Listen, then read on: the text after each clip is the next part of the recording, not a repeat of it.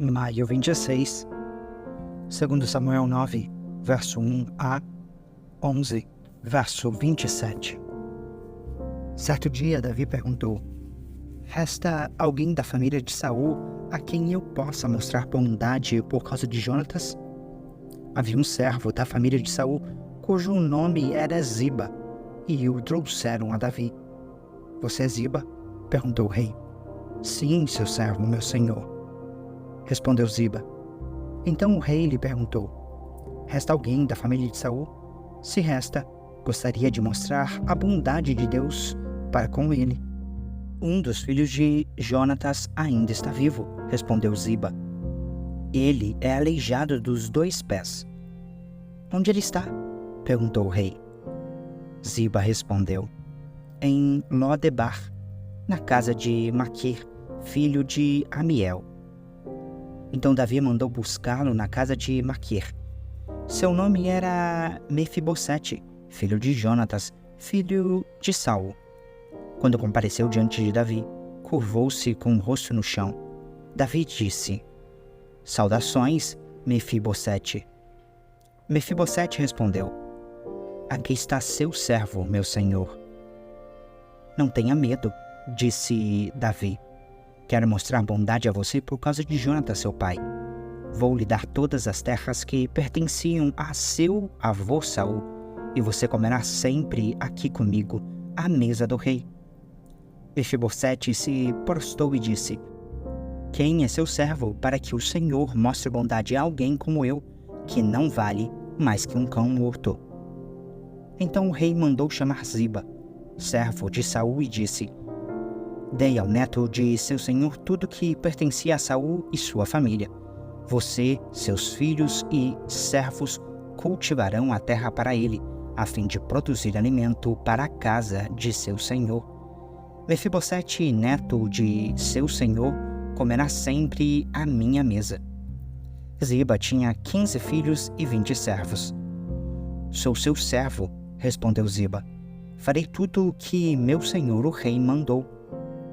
E, daquele momento em diante, Mefibosete passou a comer à mesa de Davi, como se fosse um de seus filhos. Mefibosete tinha um filho ainda jovem chamado Mica. Naquele momento em diante, todos os membros da casa de Ziba se tornaram servos de Mefibosete. E Mefibosete, que era aleijado dos 2 pés, morava em Jerusalém e comia sempre à mesa do rei.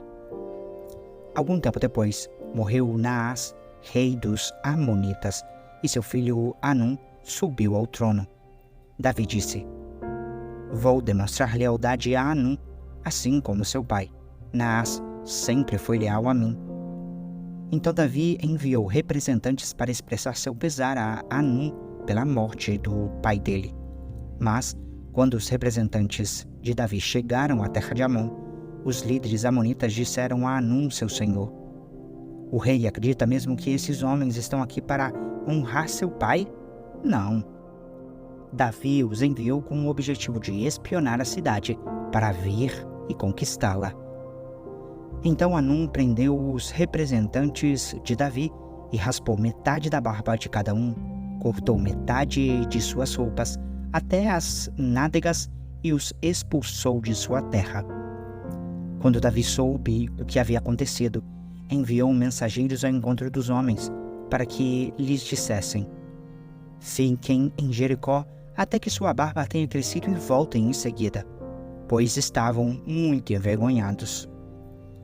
Quando os amonitas perceberam quanto havia enfurecido Davi, contrataram 20.000 soldados de infantaria dos sírios das terras de Bet-Reob e Zobá, 1.000 homens do rei de Maaca e 12.000 da terra de Tobi. Davi foi informado disso e enviou Joabe e todos os seus guerreiros para lutarem contra eles. As tropas amonitas avançaram e formaram sua frente de batalha à entrada da cidade, enquanto os sírios de Zobá e Reob e os homens de Tobi e Maaca se posicionaram para lutar nos campos abertos. Joabe viu que teria de lutar em 2 frentes ao mesmo tempo. Por isso, escolheu alguns dos melhores guerreiros de Israel e os pôs sob seu comando pessoal para enfrentar os sírios. Deixou o restante do exército sob o comando de seu irmão Abissai, que atacou os amonitas. Joabe disse a seu irmão: se os sírios forem fortes demais para mim, venha me ajudar. E se os amonitas forem fortes demais para você, eu irei ajudá-lo. Coragem! Lutemos bravamente por nosso povo e pelas cidades de nosso Deus, e que seja feita a vontade do Senhor. Joabe e suas tropas atacaram e os sírios começaram a fugir.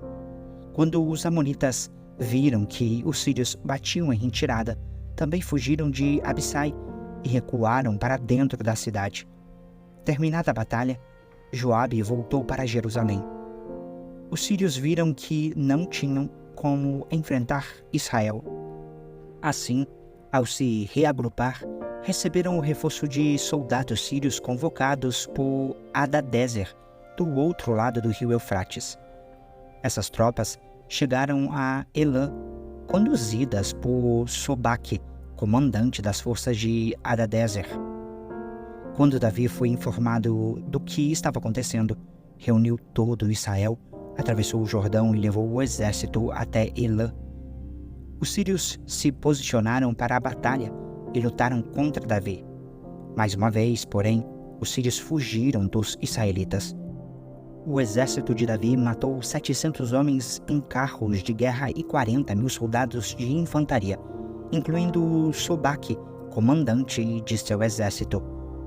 Quando todos os 6 aliados a Hadadezer viram que ele havia sido derrotado pelos israelitas, renderam-se a Israel e se tornaram súditos de Davi. Depois disso, os sírios tiveram medo de voltar a ajudar os amonitas. No começo do ano, época em que os reis costumavam ir à guerra, Davi enviou Joabe e as tropas israelitas para lutarem contra os amonitas. Eles destruíram o exército inimigo e cercaram a cidade de Rabá, mas Davi ficou em Jerusalém. Certa tarde, Davi se levantou da cama depois de seu descanso e foi caminhar pelo terraço do palácio. Enquanto olhava do terraço, reparou numa mulher muito bonita que tomava banho. Davi mandou alguém para descobrir quem era a mulher. Disseram-lhe: é Batseba, filha de Eliã e esposa de Urias, o Hitita. Então Davi enviou mensageiros para que a trouxessem e teve relações com ela. Batseba havia acabado de completar o ritual de purificação depois da menstruação, e ela voltou para casa. Passado algum tempo, quando Batseba descobriu que estava grávida, enviou um mensageiro a Davi para lhe dizer: estou grávida. Então Davi mandou uma mensagem para Joabe: envie-me Urias, o Hitita. E Joabe o enviou a Davi. Quando Urias chegou, Davi perguntou como estavam Joabe e o exército e como ia a guerra. Então disse a Urias: vá para casa e descanse. Depois que Urias deixou o palácio, Davi lhe enviou um presente. Urias, porém, não foi para casa. Passou a noite na entrada do palácio com os guardas do rei. Quando Davi soube que Urias não tinha ido para casa, mandou chamá-lo e perguntou: o que aconteceu? Depois de ter ficado tanto tempo fora, por que você não foi para casa ontem à noite? Urias respondeu: a arca e os exércitos de Israel e de Judá estão em tendas. Joabe, meu comandante, e seus soldados estão acampados ao ar livre. Como eu poderia ir para casa para beber, comer e dormir com minha mulher? Juro diante do rei que jamais faria uma coisa dessas. Então Davi lhe disse: pois bem, fica aqui hoje e amanhã poderá retornar. Urias ficou em Jerusalém aquele dia e o dia seguinte. Davi o convidou para jantar e o embriagou. Outra vez, porém, ele dormiu numa esteira com os guardas do rei e não foi para sua casa. Na manhã seguinte, Davi escreveu uma carta para Joabe e mandou Urias entregá-la. A carta continha a seguinte instrução: Coloque Urias na linha de frente onde o combate estiver mais intenso. Depois recue para que ele seja morto. Então Joabe colocou Urias numa posição próxima do muro da cidade, onde sabia que estavam os principais guerreiros do inimigo. Quando os soldados inimigos saíram da cidade para lutar, Urias, o hitita, foi morto junto com muitos outros soldados israelitas. Joabe enviou a Davi um relatório da batalha. Disse a seu mensageiro: conte ao rei tudo o que aconteceu na batalha. Pode ser que ele fique irado e pergunte por que as tropas se aproximaram tanto da cidade. Não sabiam que atirariam contra eles dos muros? Acaso Abimeleque, filho de Gideão, não foi morto em Tebes por uma mulher que atirou uma pedra do moinho do alto da muralha? Por que chegaram tão perto dos muros? Então diga-lhes: seu soldado Urias, o hitita, também foi morto. O mensageiro foi a Jerusalém e deu um relatório completo a Davi. O inimigo saiu contra nós em campo aberto, disse o mensageiro, quando o perseguíamos de volta até o portão da cidade. Os arqueiros no alto do muro atiraram flechas contra nós. Alguns dos homens do rei foram mortos. Entre eles estavam Urias, o hitita. Davi respondeu: diga a Joabe que não desanime. A espada devora este hoje e aquele amanhã. Lutem bravamente e conquistem a cidade. Quando a esposa de Urias soube que seu marido havia morrido, chorou por ele. Terminado o período de luto, Davi mandou trazê-la para o palácio. Ela se tornou uma de suas esposas e deu à luz um filho. Mas o que Davi fez desagradou o Senhor. João 15, versos 1 a 27. Eu sou a videira verdadeira, e meu pai é o lavrador. Todo ramo que, estando em mim, não dá fruto, ele corta. Todo ramo que dá fruto, ele poda, para que produza ainda mais. Vocês já foram limpos pela mensagem que eu lhes dei. Permaneçam em mim, e eu permanecerei em vocês. Pois assim como um ramo não pode produzir frutos se não estiver na videira, vocês também não poderão produzir frutos a menos que permaneçam em mim. Sim, eu sou a videira, vocês são os ramos. Quem permanece em mim e eu nele, produz muito fruto. Pois sem mim, vocês não podem fazer coisa alguma. Quem não permanece em mim é jogado para fora, como um ramo imprestável, e seca. Esses ramos são ajuntados num monte para serem queimados. Mas, se vocês permanecerem em mim e minhas palavras permanecerem em vocês, pedirão o que quiserem e isso lhes será concedido. Quando vocês produzem muitos frutos, trazem grande glória a meu Pai e demonstram que são meus discípulos de verdade. Eu os amei como o Pai me amou. Permaneçam no meu amor. Quando vocês obedecem a meus mandamentos, permanecem no meu amor. Assim como eu obedeço aos mandamentos de meu Pai e permaneço no amor dele. Eu lhes disse essas coisas para que fiquem repletos da minha alegria. Sim, sua alegria transbordará. Este é meu mandamento. Amem uns aos outros como eu amo vocês. Não existe amor maior do que dar a vida por seus amigos. Vocês serão meus amigos se fizerem o que eu ordeno. Já não os chamo de escravos, pois o Senhor não faz confidências a seus escravos.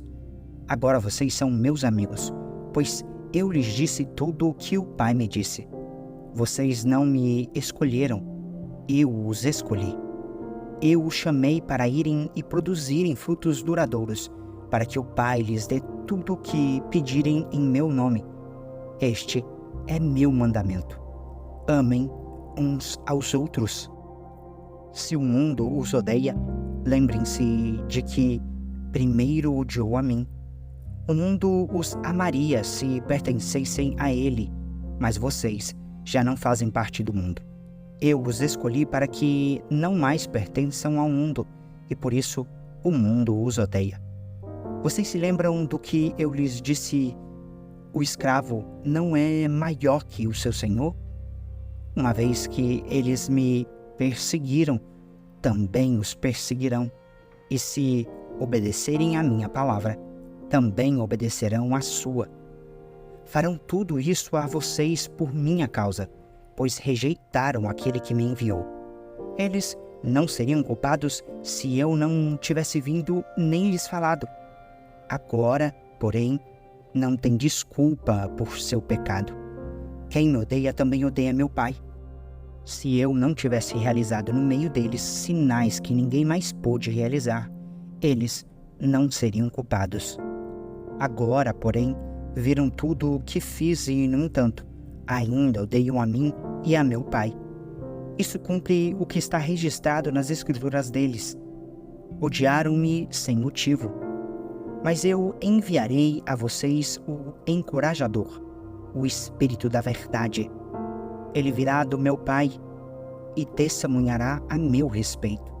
E vocês também devem testemunhar a meu respeito, porque estão comigo desde o início. Salmo 119, versos 49 a 64. Zaim. Lembra-te da promessa que fizeste a este teu servo. Ela é minha esperança. Tua promessa renova minhas forças. Ela me consola em minha aflição. O tempo todo os orgulhosos me desprezam, mas eu não me desvio de tua lei. Medito em teus estatutos tão antigos. Ó Senhor, eles me consolam. Fico furioso com os perversos, pois eles rejeitam tua lei. Teus decretos são o tema de minhas canções. Na casa onde tenho vivido, à noite penso em quem tu és, Senhor. Portanto, obedeço a tua lei. Assim, passo mais dias obedecendo às tuas ordens. Ede. Senhor, tu és minha herança. Prometo obedecer às tuas palavras. Busco teu favor de todo o coração. Tem misericórdia de mim como prometeste. Refleti sobre o rumo de minha vida e resolvi seguir teus preceitos. Eu me apressarei e, sem demora, obedecerei a teus mandamentos. Os perversos tentam me arrastar, mas não me esquecerei de tua lei. Levanto-me à meia-noite para te dar graças por teus justos estatutos. Sou amigo de todos que te temem, dos que obedecem às tuas ordens. Ó Senhor, o teu amor enche a terra. Ensina-me teus decretos. Provérbios 16, versos 1 a 3. É da natureza humana fazer planos, mas a resposta certa vem do Senhor. Ainda que as pessoas se considerem puras, o Senhor examina as intenções de cada um. Confie ao Senhor tudo o que você faz, e seus planos serão bem-sucedidos.